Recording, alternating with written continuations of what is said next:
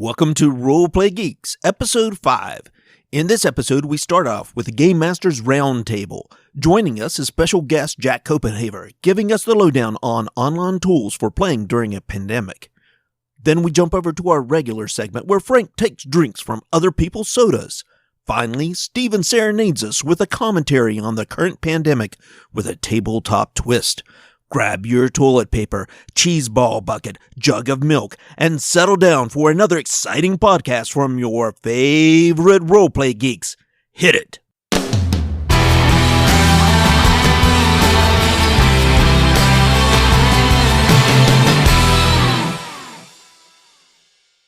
Jim here for some podcast news. Up to now, we have been releasing a podcast once every 2 weeks.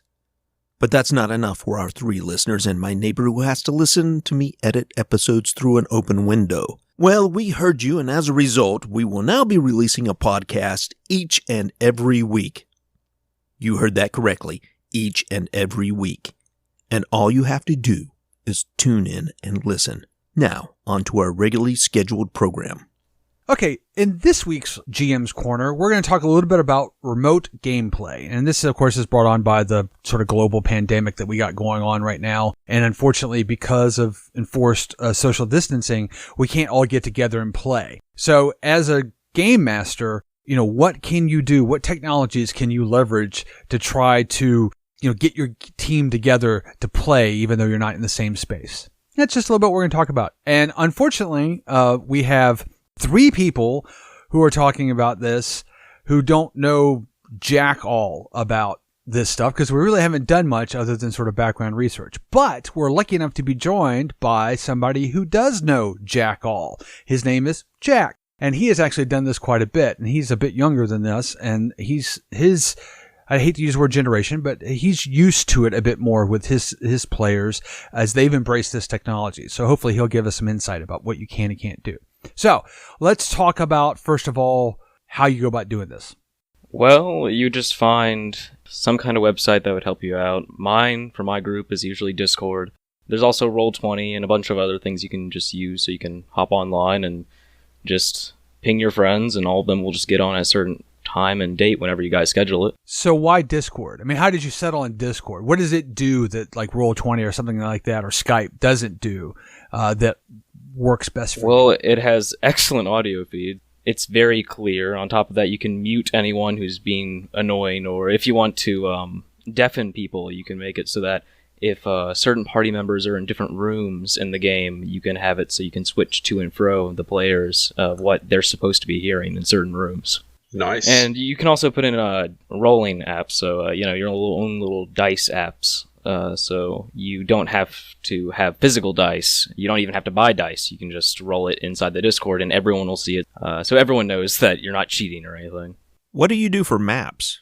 For maps, we wouldn't use Discord. In Discord, we just use our imagination. I'm not much of a guy with maps, but if I do want to use maps, I'll just go on Roll20. I've done a little bit of research on some of these. As you guys know, maybe some of the listeners know or don't know, I live in a different geographical area than the rest of the group. So I haven't actively been playing with the guys for a number of years. But with all that being said, I'm planning on starting a new Call of Cthulhu campaign that I'm writing now. And so I've looked into some of these remote solutions. And because of Jack and Jimmy had told me Jack was using Roll20, I took a look at that one to start with and downloaded it and played around with it some. And I noticed with that one, you can open up a virtual desktop. The game master could control what the party sees, what they don't see. You can load compendiums, such as the rule book, and the GM can share different parts of it. So for instance, using it and looking at Call of Cthulhu, I noticed that they had a module for free. So I went ahead and downloaded it. And when it loads up, the whole module is in there. It has a title screen, and then there's, all these options. For instance, I can go through it. And of course, I need to read it know what's going to happen.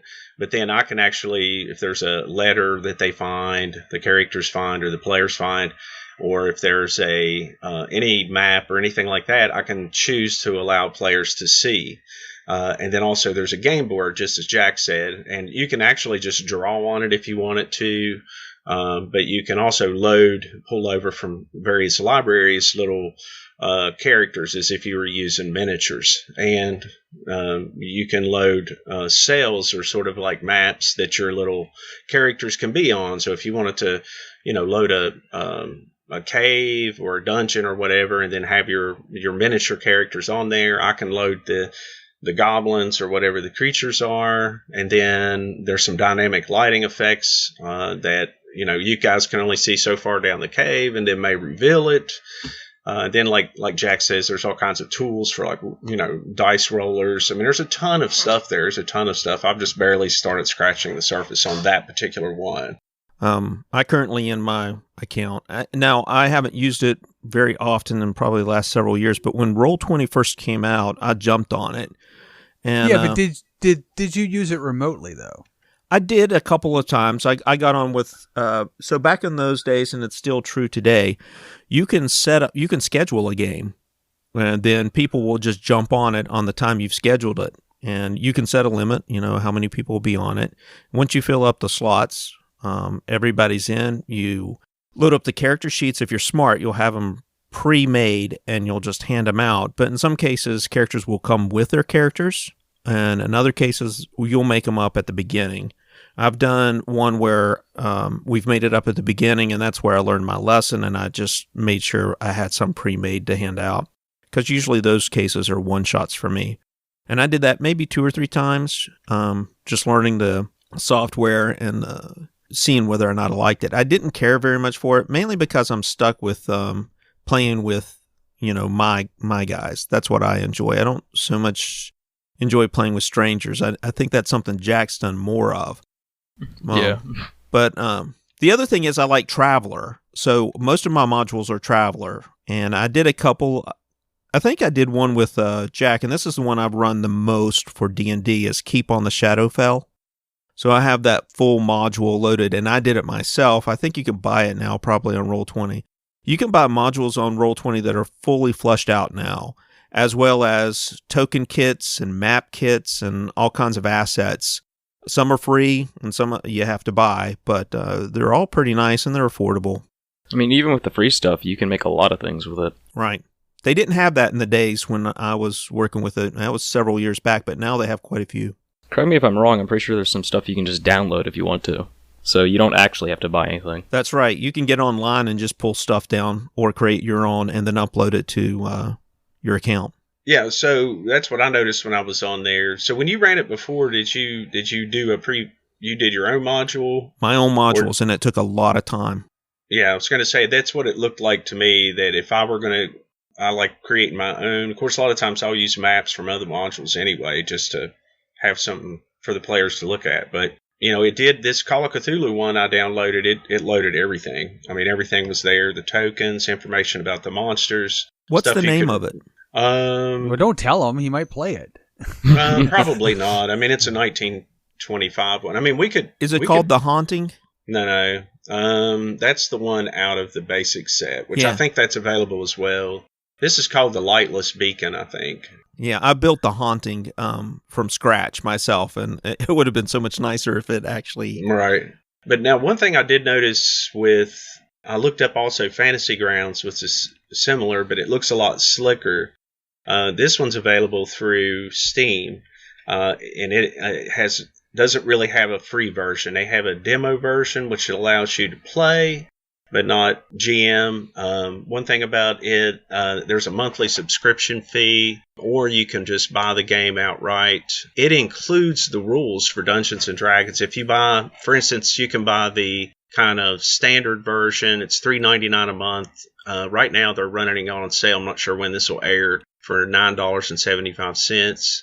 I would call that the player version if it were me. And then the ultimate $9.99 a month, or $89. It's on sale for $89.40. Normally it's $149. And they already include the libraries and the rules for Dungeons & Dragons, several versions, Pathfinder, Fate Core, and several libraries. It looks a lot slicker. I know that the character player sheets are a lot more customizable, some of those sort of things.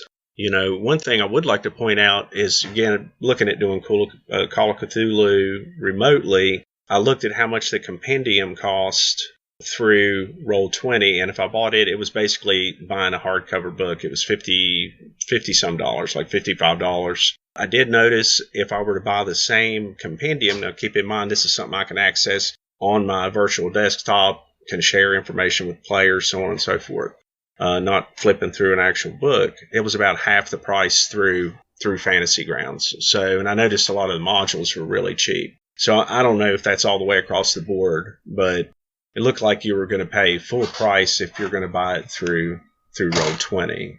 But it is the free option. So if I were going to try one, I would try it probably. Well, I mean, that's an important point. I think that's something you need to be aware of, is that you need to make sure that your players all have the same access to resources. So Dungeons & Dragons is an easy one because the majority of people who play Dungeons & Dragons probably have access to the source books. So they can make a character, they can pick their spells, and they can do all that type of stuff. But something that's a little more esoteric, maybe that's not true. We all have Traveler books because we've been playing them forever and ever and a day. Well, I don't know if Jack does, but he certainly has access to them. Call of Cthulhu, for example, is not something that I have easy access to, so making a character, that's going to require some sort of finagling for Steve to get that if I play in his campaign. And it's just something you need to factor into your decision-making process of what tool set to use. And one final thing on Fantasy Grounds, it's also available on Steam. And up until March 23rd was on sale at half price at $73 and something. And they're getting ready to do some kind of big upgrade to the Ultimate or something. It's another version of it. So that upgrade will be included. Right now it's in beta testing. It is called Fantasy Grounds Unity. So it's considered early access right now. And I also ran across one called Astral, but I have it's free. Looked like it had a bunch of dynamic lighting effects and that sort of thing, weather effects, all this kind of stuff you could add to your game. But I didn't download it. I haven't tried it yet. And I know there's other solutions out there as well. So here's just a mini question for discussion is, so Jack identified something I think was really interesting and hadn't occurred to me, is Discord, the ability to sort of segment out your players so you can split the party in a virtual sense. So some people are in this room, some people are in that room. And I thought that was really kind of interesting because it's not something that I like doing as a GM. So I'm kind of curious, how much do you think that these tools will enable you as a GM to try new things?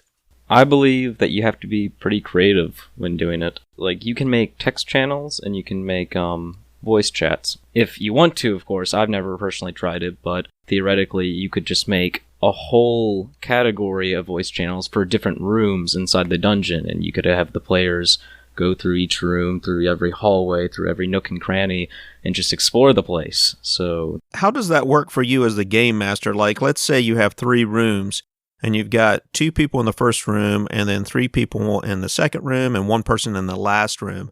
You need to communicate what's going on in the game with all of them.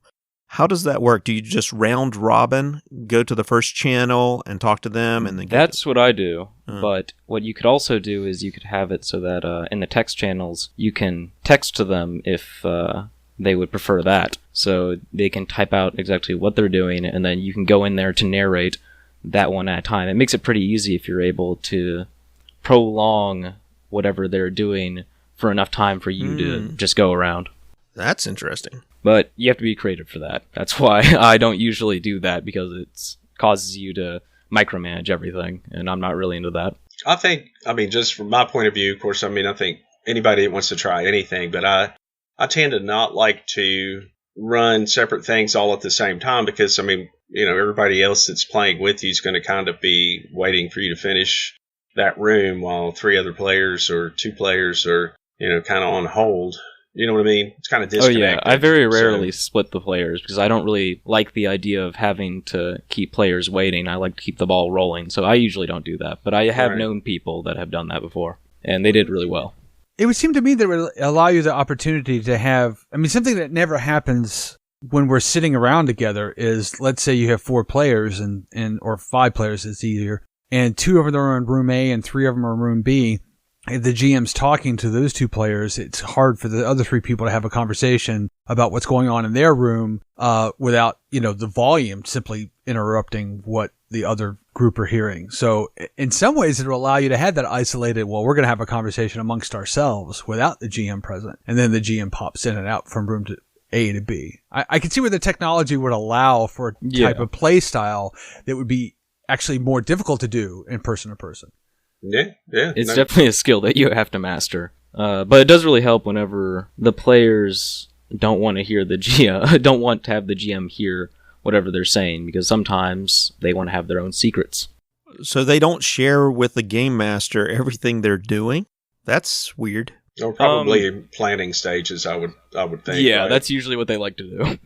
And because sometimes, if you're the GM, sometimes, I know this may sound weird, but sometimes you don't want to know everything, because if the players are planning this meticulous plan to take out the big bad guy, and then you have to act out, oh, I've been bamboozled, man, you really got me. Sometimes it can be better if the GM doesn't know it, because it'll be that much more of a surprise for him to act it out. So what's the big difference between being a player, because you've done both, right? You've game mastered and played using this both on Discord and Roll20, right? Yeah. So what's the big differences between the two? With Discord, you really have to use your imagination. I believe. Just to be clear, what's the big difference between being a player and being a game master? Oh, between being a player and a game master. Right.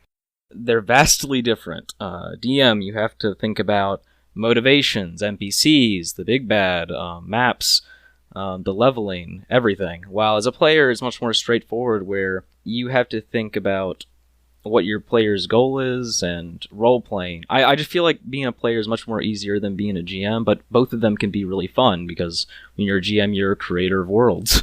Well, I think specifically it was talking about using the technology.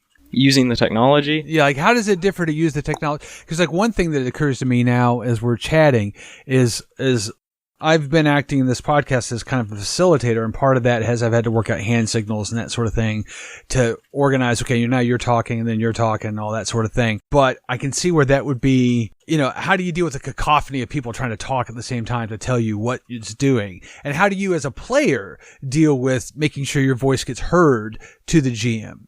I've never had any problems with my group. Usually we'll just be able to work it out one by one. We haven't come across any problems. Usually we just go from one guy to the next, and sometimes we'll interrupt each other, and that just adds to the role-playing experience. But for the GM, if you're asking what's the difference, I would say the GM has to worry about a lot more, because they have to go to the nitty-gritty stuff of how to do all this. You mean how to switch between the rooms and how to set up the different channels? They have a much more difficult job. But it's all the more satisfying when they get everything done. Yeah, and you've also played with strangers, too. So you keep saying your group, but what happens when you just jump on some random servers and hook up with some guys? I should clarify, plural groups. I've run, I want to say 6 groups. Each are different from one another. And then there's the one group I played in Roll20, which was complete and random strangers. I can't even fathom that, to be honest with you. They're all in the same world. So, I know, but it's very odd to me that I can't fathom role-playing with somebody I didn't know personally. I was contemplating, as I've whined before on the podcast, is I haven't got to play D&D much. And I thought, well, maybe I could do one of the pickup games at one of the local game stores or something, and I wasn't even comfortable with entertaining that notion. So that's amazing that you could do that. It's like Adventure League, where you can just get in your local game stores, where you can just hop in and join a game. I don't know. It's much more comfortable for all of us, it seems. I guess it's because we don't really have to worry about anything, since to us it's not like we're just our characters, so we just play. I wonder how much of that is where you've grown up in an era where you jump on a video game and hook up with people randomly and just play a video game. Yeah, that's to know. Most of the Discords are actually video game related, so all of us are very used to just hopping on and finding random people. So it makes it a lot easier. That's interesting. So, I don't know, what do you guys think, the older fellas? I'm intrigued by all of this, and I'm intrigued enough to want to run it as well as play it to see if this works, because as mentioned, a lot of times we're physically disjointed from each other, and the ability to tap into this to play would be really awesome. Well, back in my day, you had to roll your dice and use your pencil and paper. Oh, well, back in my day, you had to roll your dice and use your pencil and paper. Didn't do none of this newfangled computer stuff. You didn't have Fog of War on Roll20? No. But actually, I want to try some of the stuff with Roll20 in my upcoming game. If you guys want to do it, for one thing, it's free. It'll be easy to use. We'll see. We'll see how it goes. One thing about it, it does look like you would have to have a lot of preparation. But the idea that everyone could look at the screen, their little video images are all at the very bottom of the screen, so you can still see each other. But most of the screen is going to be taken up by things that I put up there and maps. And even if we just use the board to draw on it and say, hey, you guys, this is where these things are. I mean, we've done that plenty of times in pencil and paper, because I'm not a big miniatures guy anyway. So, and then being able to give you a handout, those sort of things, drop a map down, at least let you see what the building looks like, let you see what the monster looks like. I mean, we could do that using Skype, I know, just by me uploading a file and everybody looking at it while we're playing. But I think that would be neat. Everybody kind of look at it and uncover it all at once. I don't know how much I'll get into making it look like a virtual miniatures combat and all that. That just looks like way too much preparation, unless I'm doing some kind of pre-rolled module.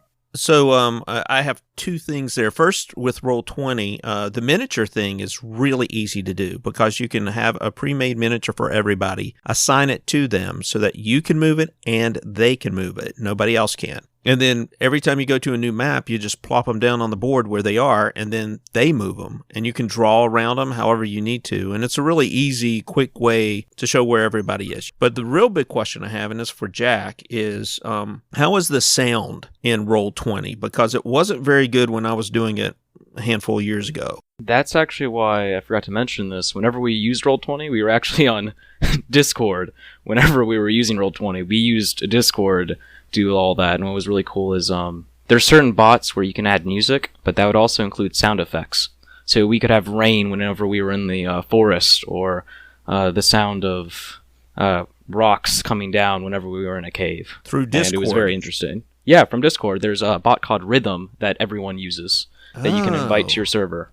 Yeah, because that was a problem with Roll20, and they have the same capability built into it, but the sound was always a bit cumbersome. That's why we always use Discord. It's just much more clear. So I think it's an important point, and maybe we'll wrap it up with this, is that there's a lot of great technologies out there, and we have been talking about them sort of independently, but the cool thing is that you can use some feature sets from some things and other feature sets from others.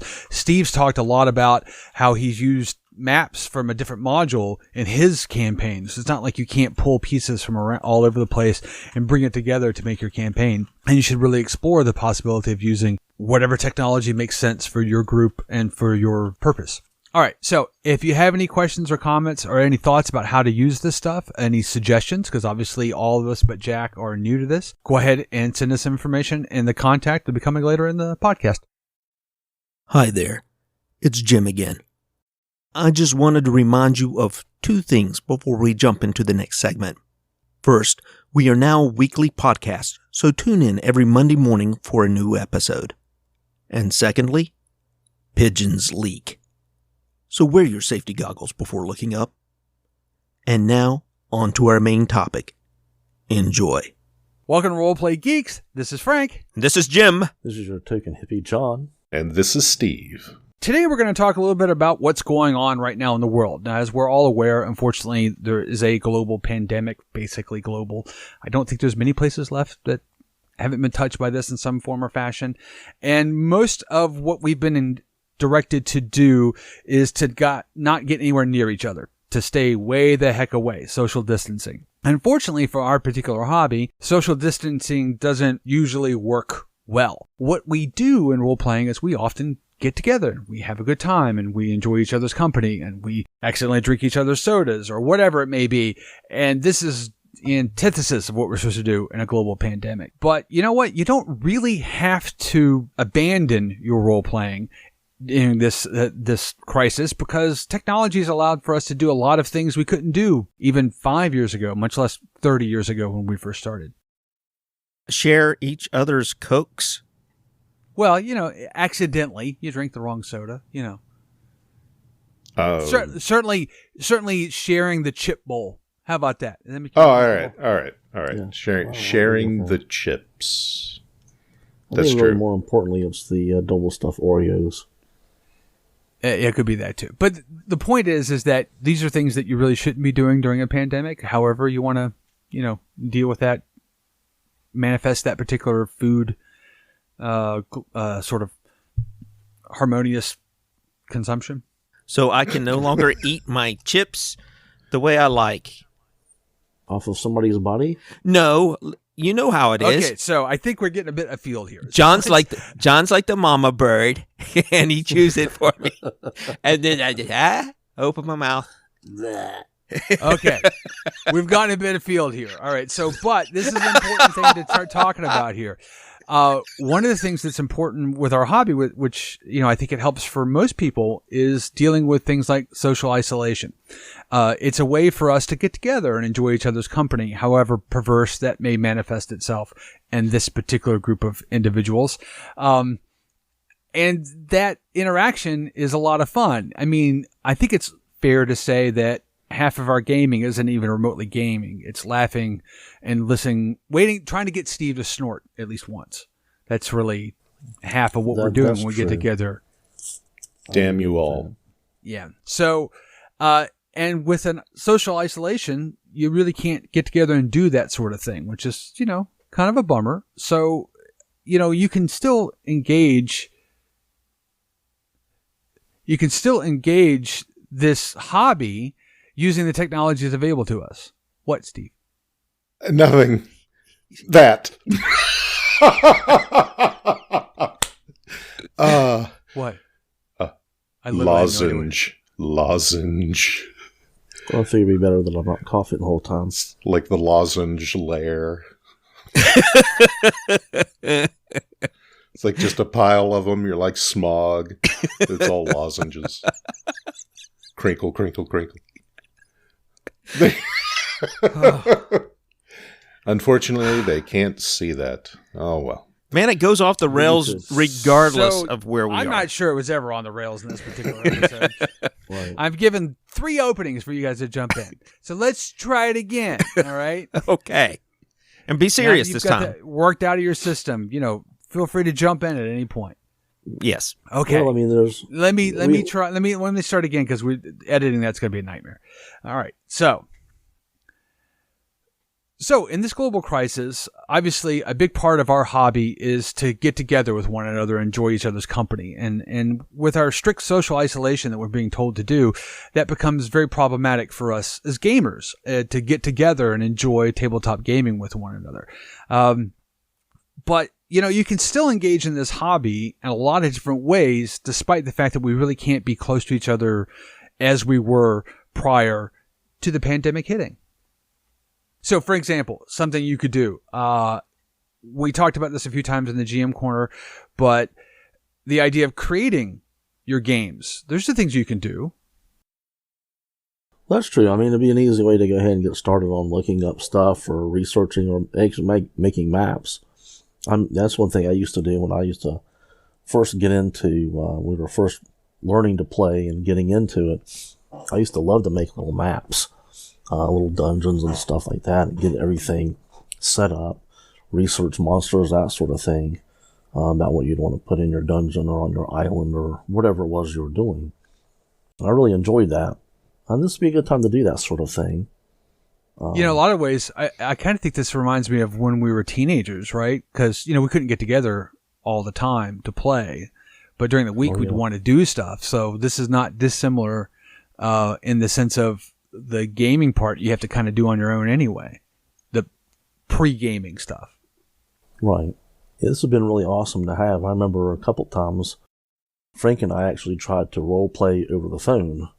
Yep. When it was really, really bad out. We had like a I don't snowstorm know, or blizzard, whatever. but a really bad snowstorm, and we couldn't get together, and we really wanted to play, and TV was crap, and so it was, well, hey, let's try and role play on the phone. Of course, the problem with that was, you know, your mom picks up, I'm trying to call your grandmother, blah, blah, blah, blah, blah, blah, get off the phone. All right, I'll call you back after dinner. Okay, go ahead and, you know, level up or whatever. So, I mean, that was always the thing, so. So you were sitting in your bedroom and you were like, you pick up the phone and you go, Agnes, connect me to number 23. And then Agnes would connect you to Frank and you guys would sit there. He wasn't number 23. Well, He's not number 23. Yeah. Well, you know, I can't remember that. Get far your back. facts straight, man. Did you ever play? It was really annoying. Did you play with Steve on the phone? No, not so much. That's the downside, is because with the old technologies, it was a point to point. I mean, there was party lines, I guess, but I never knew anything about that outside of the movies. We had one. I didn't know about it. So there was no easy way to have like 3-way calling or that sort of thing. And like you said, you know, your mom would yell or your dad would say, stop using up all the phone or whatever it may be. But today's technology really affords us a lot of potential for doing a lot more varied forms of gaming than we would have been able to do back when we were teenagers. Yeah, and it's even more prevalent, or the way a lot of these guys like to play. They like to play remotely. I know Jack prefers that way of playing. At least I believe he does. He's going to be on the... he was on the earlier segment, so we'll know by then, but that gets recorded later. But I imagine those younger kids... Are we talking about time travel now? Kind of, in a way. Time shifting. It's like a you know... Right. That's another thing we couldn't do way back when. That's true. But Man, that's I a different feel topic. old. Yeah, so the question would be, how many of you guys have used any of the modern technologies to role play? Any? The silence tells the story. We were going to try and do it a couple times, but it just never panned out or anything. About the closest we came was doing, you know, like computer role playing online together. Yeah, like playing nights. a computer role playing game or something like that. Mm-hmm. But you know, what about we're Mara? recording this? We're recording this using one of the technologies, which is Skype, and there's basically 4 of us now on this podcast. Everybody's recording locally, but we're using Skype to communicate with one another. Assuming Steve isn't frozen, it's hard to tell because he hasn't spoken or moved in quite some time. But he moved. I mean, this is a great example of technology you could use. It's very simple, Skype with group call to do role playing. I can't take it. Yeah, I don't know. I always thought it was a really cool idea, and this would be awesome to do, especially right now when they're saying, you know, social distancing, etc. You know, people stay home, don't go out. And I got all these snacks upstairs. I mean, I could just have a ball here, and I wouldn't have to share. It'd be awesome. I think it'd be a really wonderful thing for us to, you know, try and role play this way. Well, I think that's what we're going to do. We'll pick up the Traveler Adventure. I've already loaded the maps for the next section into Roll20, so that's probably where we'll pick up with that game. And Steve-O is talking about doing a Call of Cthulhu. Yeah, that's right. Yeah, and we've been talking a little bit behind the scenes on whether to use Fantasy Grounds or Roll20, but I did a little research, and we'll talk about this in the... We talked about this before. We talked about this before. Yeah, exactly. Thanks, Frank. We talked about this before, that there are other options beyond just Skype, Discord, Roll20, and Fantasy Grounds, which I think probably dominate the field, but there are other options that are being used.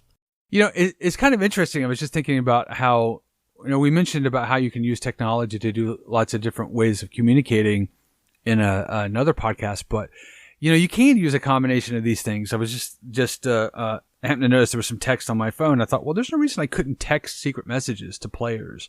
That'd be really good, yeah. Yeah, the GM couldn't text pieces of information. Oh, by the way, this is something you know. And in some ways... I want to steal something, you know, from Steve. Something like that. That'd be really cool. And in some ways, it actually allows for more kind of role-playing-ish things, because you can have, you know, silent lines of communication. So what Jimmy's been doing recently with his campaign is occasionally he'll take us off to what's my garage, the other room, to give us pieces of information that our character would know. And now using a combination of technologies, you could, do that without the other people being aware. Because obviously when they run off into the garage, something's of importance is being communicated. Using the other technology, you wouldn't know that, which would be kind of cool. Sort of add to the mystery. Well, now, with, webcam, we can see, or hear the, oh, look, everyone's looking through their iPad or their iPhone or whatever and going, oh, he must have got something from Jimmy. I saw him scrawling something on typing something on his phone. So, but generally, yeah, you could do a little bit more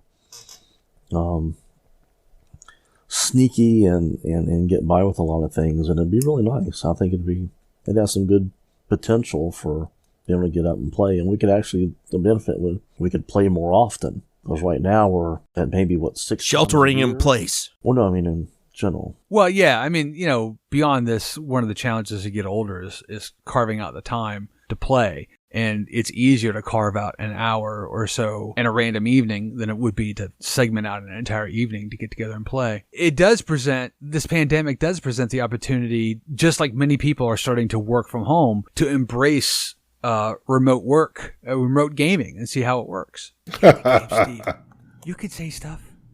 Oh, I know. He's still upset because we make him snort. I guess that's what it is. No. We always used to default to Google Hangouts. Right now you can have 10 people on Google Hangouts, and we used Google Hangouts. We tried it playing Magic remotely, which is fine as long as you have the ability to point a camera down onto your playing surface. We used it for D&D. We used it for Pathfinder. Now, how it worked a little bit differently than Fantasy Grounds or Roll20 is that we had a DM who had a giant whiteboard, magnetic whiteboard. So when he was doing things, he would do things just like he would if we were there in person, and you would see it on your screen. So we had our miniatures magnetized on this big metal wall. He drew things out with dry erase markers, and it was great. But we didn't rely on that electronic component that something like Fantasy Grounds gives you, where you can put everything in and disseminate it out. So a little bit different. Do you think that's a function of, when you were playing? Meaning, the tools have obviously gotten better in the last 4 or 5 years, as opposed to where they were, a few years ago. Do you think some of this is just, as they've gotten better, maybe you would have embraced some of that stuff? I think some of it is curmudgeonly.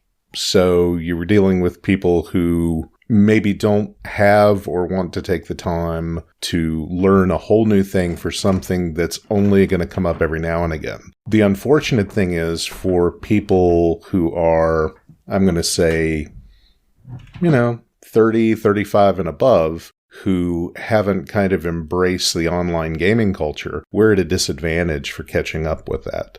If we don't already have a foot in it, then the learning curve is it's not easy. It's not easy just to jump into it, especially if you're an older player.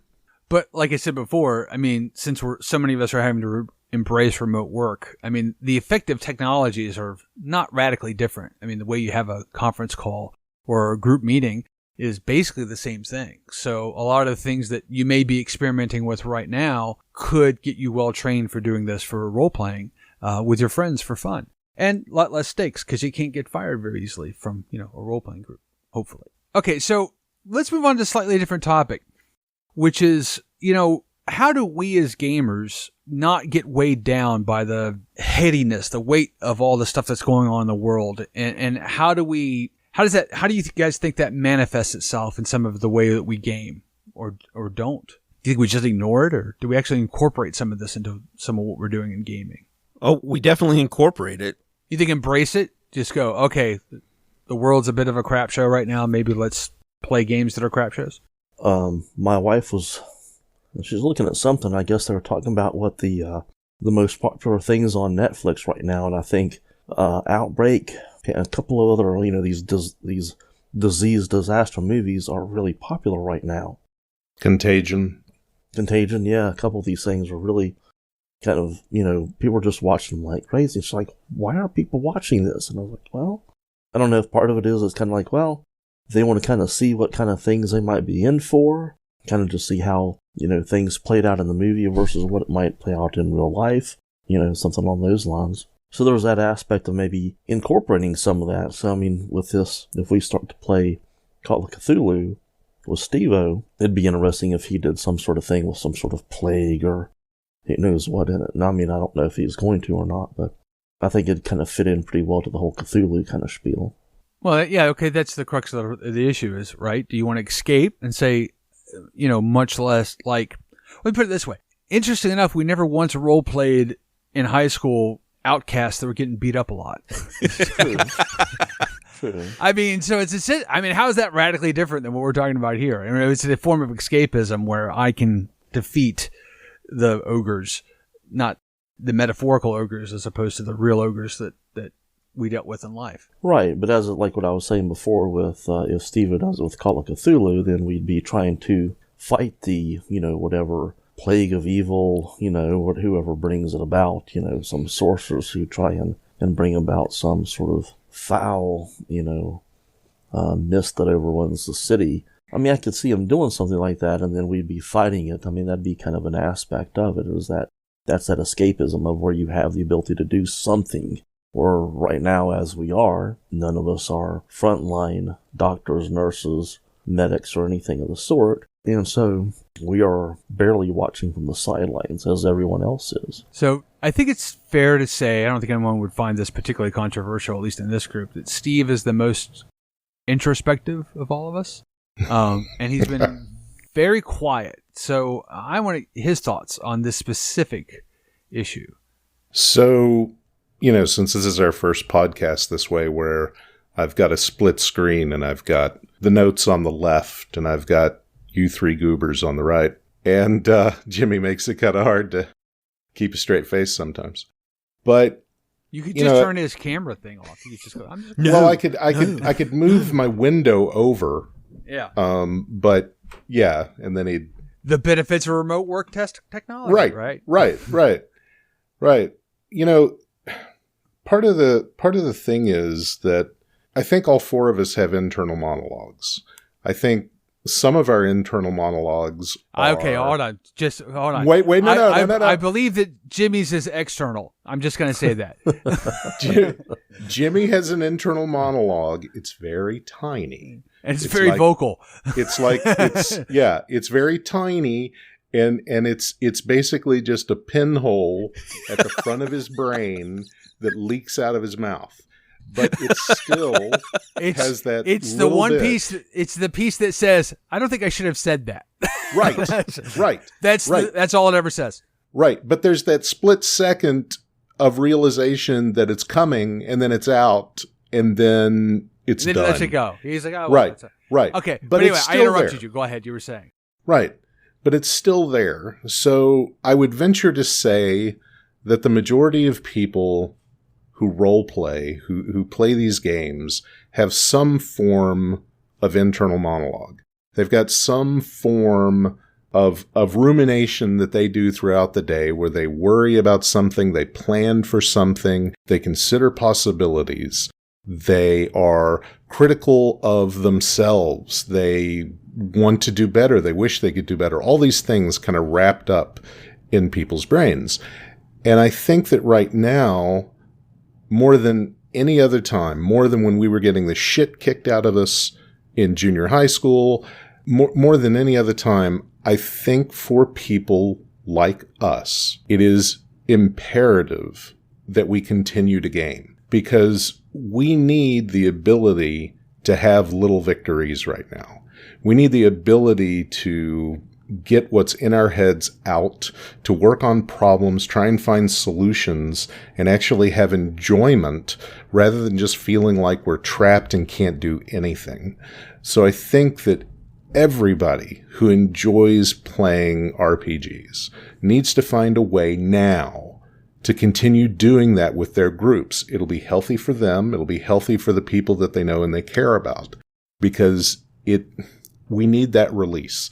And some of us are trapped at home alone. Some of us are trapped at home with elderly parents we have to worry about. Some of us are trapped at home with our kids.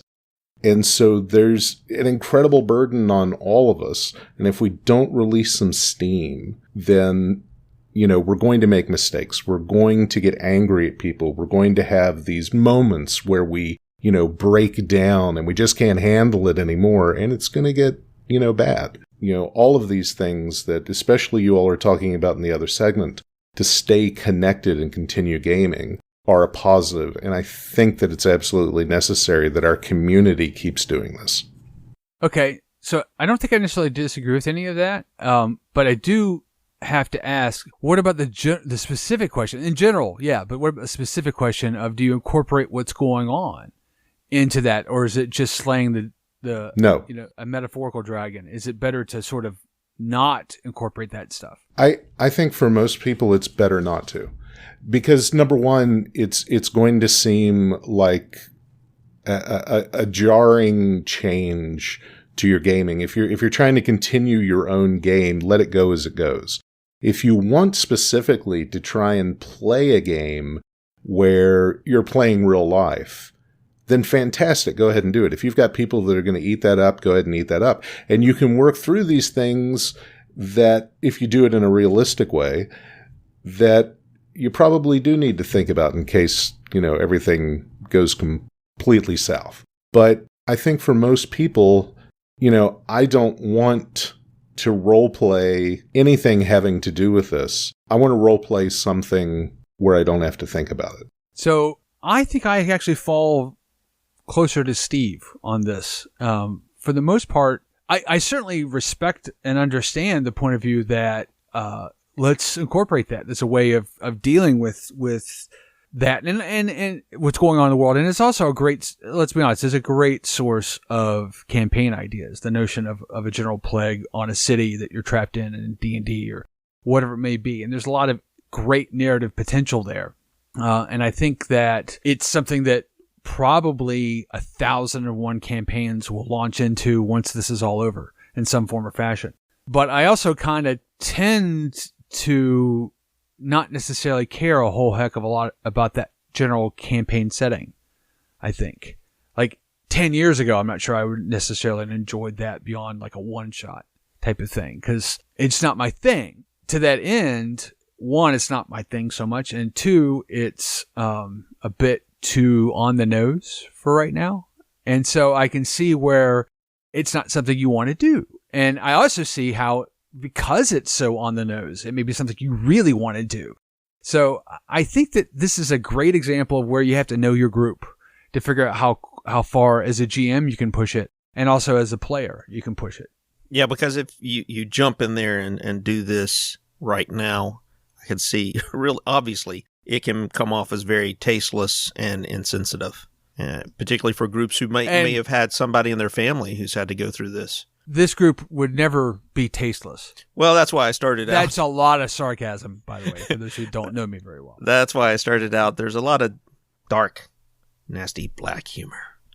So we handle that stuff. That's how we handle stuff, which just the dark humor stuff. Yeah, if someone wanted to do a parallel, if they wanted to take a new campaign with their group and they wanted to do something that was high stakes over many levels, that dealt with the problem of infection per se, Age of Worms is a fantastic adventure, and I can't recommend that one enough. It's incredible. And if you wanted to do something that just was at least on the periphery associated with what's going on now, you could use something like that. But, just like we were talking about, we did not role play kicking the shit out of the bullies who treated us poorly. We role played about being heroes and making a difference and doing great things. And I think humanity needs that right now, and especially people like us. So without getting too dark, I mean, there's a lot of parallels here, right? So role playing as a I guess concept, as a method is something that's used a lot in therapy, right? And the reason is because essentially you're putting yourself into a role and you have control over the outcomes for that. And it could be a great way to work through issues, and there's no reason that you can't do that within a gaming through having fun in some form or fashion. And it doesn't just have to be the pandemic. It could be, anything that is assault or whatever it may be that you need to work through. But that's a very delicate thing to pull off. And I think that for most people, this hobby at its core is about having fun. How do you do that yet have fun? That's a really tricky thing. And I'm not sure how you do it. I don't think I would run a campaign like that just because I don't think I'm good enough to do it. I think the closest I would get to running a campaign like that, and I've really never had an interest to do it before, but I mean, if I were going that route, it'd be like some kind of zombie game, some zombie apocalypse game. A plague being the thing. I think that's the end I would do for that. I don't think I would do it for any other adventure. Maybe a post-apocalyptic thing that's where it's not a key point, but maybe something that caused the apocalypse and go the route John went with his game. But yeah. Well, that's. I mean, John and I've talked about this several times. Is that's the attractiveness of that fiction? Is that it's an event that breaks down social order, and what happens. How do people react? What do they do? What do they not do? And that's an interesting question, and it's an interesting question to play. And then really zombies are just a way of doing that. But when social order has the potential for breaking down, maybe it's not as much fun. I don't know. I think that when it's an accepted thing, and maybe you can think, okay, now that this has happened, what do we do? Then maybe the game makes sense. So if we were going to role play this post-apocalyptic thing, has it made you think about what role you would play? You as a person. Let's be perfectly honest. Every one of us would play the role of a zombie. So then let's go back to the gaming, because I don't like the role of the zombie. Well, we're all going to get eaten. None of us going to last past the first. Right, in the real world. Or second wave at most. So let's go with the gaming world. Let's put us in the gaming world and the way we'd want to be, and try to keep us as true to who we are, but give us that little heroic edge so we don't become the zombie. What role would you play in that Left 4 Dead style environment? Who would you be? Would you be the old man with it? Well, we'd all be old men, but I should say it's a little hard to not fall into sort of tropes with that type of question, right? I'd probably be the one running around going, "We're all gonna die. We're all gonna die." That's what I'd end up being. I was going to say, how do I role play a human panic button? Yeah, I mean that's the thing. Yeah. Yeah. I mean, I'd be like that old guy. We got to get some more, guns and ammo, and and do we have enough food and medic stuff? That sort of thing. I'd be wanting to make sure we have supplies. I think that'd be it for me. See, I'd put my knowledge of using super glue to seal up terrible wounds, and my first aid from my babysitting days way back when. Yes, in junior high, I did a little bit of babysitting. I took the classes, took the CPR, all that stuff. Jimmy has a look on his face that says, I'm not quite sure how I feel about this. That's an accurate read of my face. Well, Mom and Dad were leaving me alone with Ryan Moore, and he's 8 years younger than I am. And, between that and, some other kids, people we knew. Let's just take a moment and celebrate the fact that, this was the 80s, and that he actually took a class on this is amazing, because most people who babysat just did it. Right? There was That's true. No training involved. It was just sit here and make sure nothing explodes or burns down. There's an entire movie, Adventures in Babysitting, about basically that. I mean, my cousin Roger babysat us once, and I remember he rolled my brother Clint up into a rug and put him in the closet for the duration of the time. Oh my gosh! Holy crap! Good. Yeah, you're right. So that's a good idea. I mean, but good kudos for Steve for taking classes and learning. I think that's right. And not locking him in a closet. And not locking him in a closet. Now, to be fair, he deserved it, but we're getting a bit of field here. But so Steve thinks he would be the one with some level 1 skills that could help people out. Yes. And or level 0, depending on the system you're talking about. I would be the one going, damn it, wash your hands. You know if you're going to touch the door to get milk out at the grocery store, that this stuff lives on surfaces for up to 3 days. So you really need to use a tissue or a pair of rubber gloves, or don't touch your face or whatever else. I'd be the guy going through all of those things, trying to make sure that everybody else stays well. Right. Jimmy, what about you?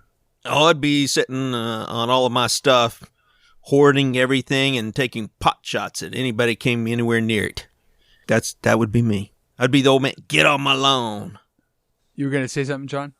Yeah, I mean, I actually had thought about this quite a bit, and then told my wife a little bit about my plans and stuff. So the way I kind of would start this would be to select people. I mean, to like literally try and find people as you come across them and go, do you have any skills in, medicine? Are you a nurse or doctor or anything like that? Or do you farm? Are you a mechanic? And basically have people that had skills teach those skills, at least a basic level of those skills, to everyone else. So if you have a nurse, have the nurse teach people how to dress wounds, bandage wounds, or whatever they needed to do. Start going through things like that. I've done a lot of mechanic work. I could show people, how to do some mechanic work, how to work on a car, things to troubleshoot, what tools are good, at least minimum kind of set to have, that sort of thing. People that can farm, you find out, make sure you tell, and everybody would need to know this in the group. Not one person, not two people, but the entire group would basically, you'd spend all of your free time that wasn't gathering food, gathering supplies, etc., to actually learn from everyone else. So that, hello, my name is Jim. I'm going to be teaching the class today. We're going to learn how to be bait. that's what popped in my mind is the way he started this off is like, okay, let's list what your skills are. I was like, you mean like in Baldur's Gate when you run across a new person, you go, oh, what do? I'm a cleric. Well, then you can join the party. Or no, I already have a cleric. Get out. Well, actually, then now it does come down to that to an extent. I also had the attitude as if you can't, be a productive member, if there's constantly an issue with you, I will take you out. And I don't mean like, for drinks. I mean, just, take you out as dinner. Right. Basically, eject you from the group at the very least to make sure that you are not a detriment to the whole group. I mean, basically, for the survival of the group, we need everyone productive, everyone able to do something, provide some, of course, for you, Jimmy, you're bait. I mean, that's awesome. That'd be great for it. So, some of these things would be great for that. So John's basically the governor from Walking Dead. Kinda. A little bit. In a way, a little less insane, but, essentially the same. I don't know more if or less. I said little less. I did. I don't even know if I'd say that. I mean, I probably wouldn't have, zombie heads in jars. That's why I'm saying a little less insane. Well, I'll go with it. Yeah. Ooh, from Walking Dead, I would be zombie number 48. Yeah, and then I'd be 49, and Steve would be 50. And Steve would be 50 and 51. The one that got cut in half. Thank you. Yeah. Thank you very much. So, anywho, we've kind of run a gambit here of different ideas about what to do during this pandemic, and as gamers, I think it's fair to say that take the opportunity to hone your craft a little bit, right? So, as we suggested, maybe sit down and make an adventure or make some maps or, doodle your character if you're into that sort of thing, or go find some clip art or something, whatever, or learn the rules better. So hone your craft a little bit. You can also, tap into the technology we have available to us, which is better than it's ever been, to maybe connect with some of your group. And even if you don't do like a long running campaign, do a one shot or something like that, just to connect with people and have fun and enjoy yourself. Because, there's a lot of pretty heady, serious stuff going on in the world right now. And we all need to blow off a little bit of steam, as Steve suggested, and make sure that we sort of keep ourselves grounded and connected to the world around us. Jim again. For the next to last time, I promise. Grab some popcorn and a sealed soda for this next segment as we go down the rabbit hole with Steven as he shares his thoughts on role-playing the apocalypse with your gaming pals. Take it away, Steven. Hey everybody, this is Steve, and we've got a little commentary on keeping vigilant and doing the right thing. But at the same time, I'd also like to talk a little bit about how gaming groups, can work together outside of the game in a crisis. When I was originally looking at this segment, I was going off of what Jimmy had posted, what he had in the show notes for what this segment was going to be, and that's keeping vigilant and doing the right thing. Actually, I don't know that that's the best title right now. Right now, it's, hey, what can you do in the real world that makes you a good party member? How can you look at the way things are outside of a game? In this segment, I'd like to talk about something kind of strange, and that's putting character classes and abilities to people in your gaming group in real life.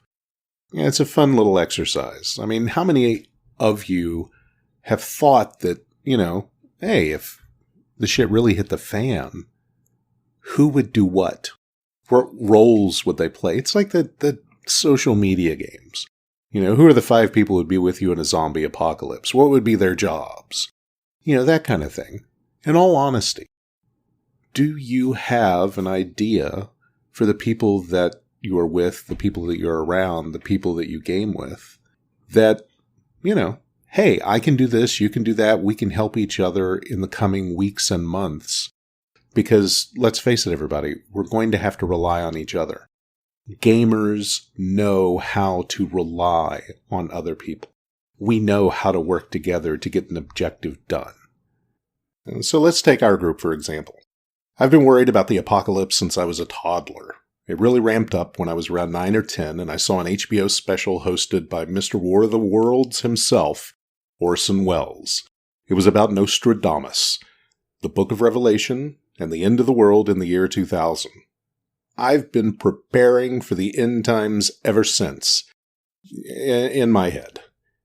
Torturing myself and not acting on it because people always convinced me that I was worrying too much. Because, well, honestly, I'm kind of the queen of worrying. But Jimmy, he and his wife have actually planned for this. He and Elizabeth are the template for how nerds should prep. They've got the practical knowledge for food preservation, raising chickens. They've got some beekeeping experience. And Jimmy says Elizabeth has a whole bunch of contingencies planned out. A new class for our party, Homesteader. John, he's got a shit ton, metric shit ton of mechanical know-how. There's not a lot of explaining behind it, but ever since he got his first MG in high school, he's had to learn how to use a wrench.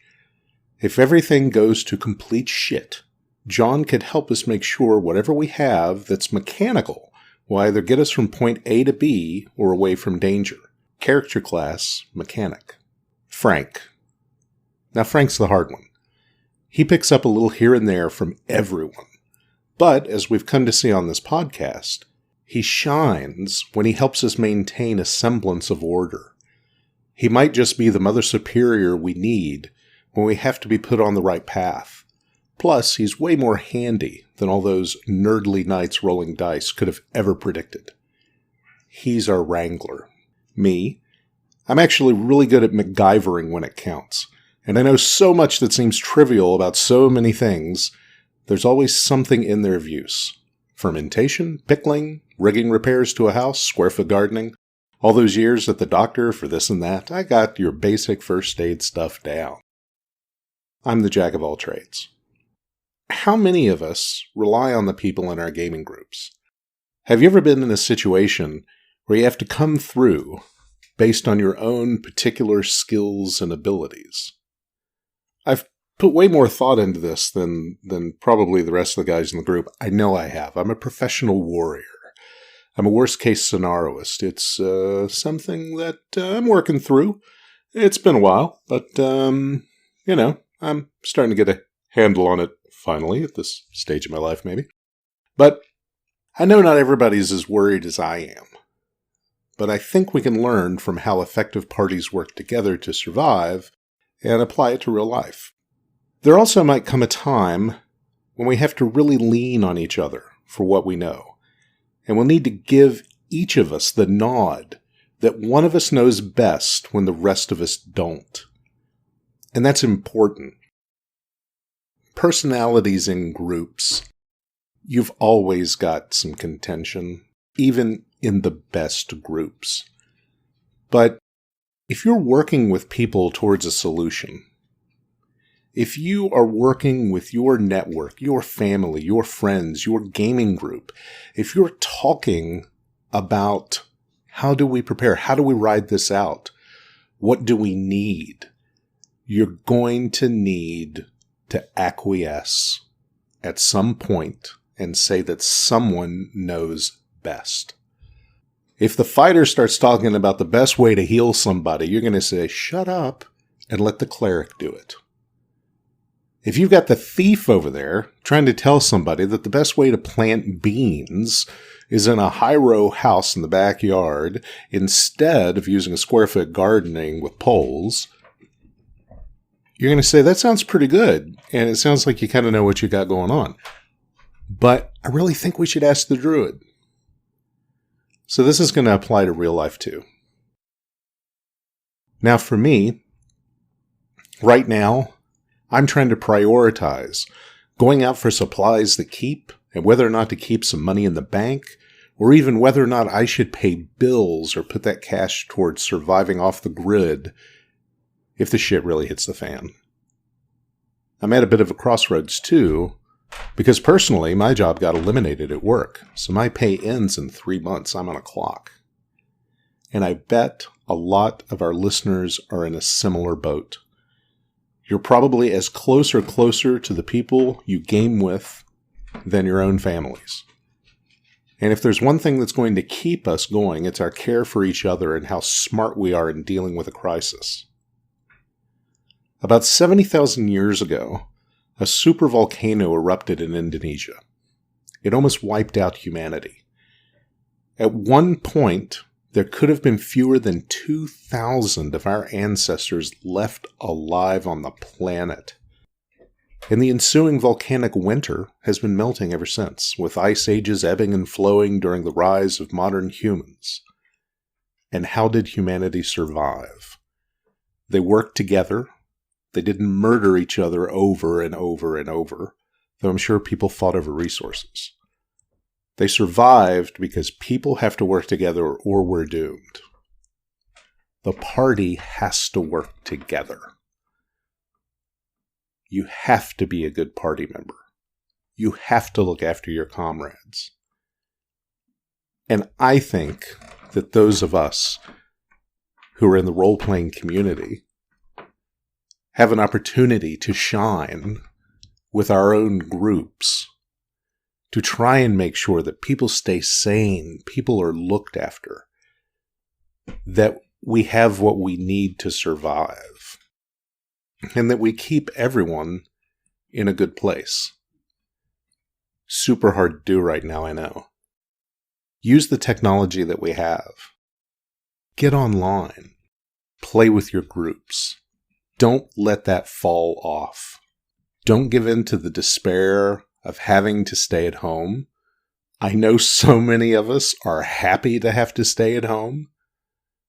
But there's also the realization that a lot of times you just want to go out and get some chocolate. Totally understand. Look on the bright side. A lot of us get to stay home when we normally wouldn't. A lot of us get to spend time with our friends and family that we wouldn't normally be able to dedicate that time to. Learn to play the bass. I'm doing it. Write that book you've been wanting to. I should. Learn a new skill. Whatever you do, level up. Be a good party member. Good luck in the wasteland. That's it for this episode of Roleplay Geeks. Leave us a review and or comment on Apple Podcasts, Spotify, Stitcher, or the half dozen other places you can find us. Or head on over to our website at roleplaygeeks.buzzsprout.com for all of our social media links, episodes, show notes, and more. Until next week, find a group online, play a game remotely, hunker down, and stay safe.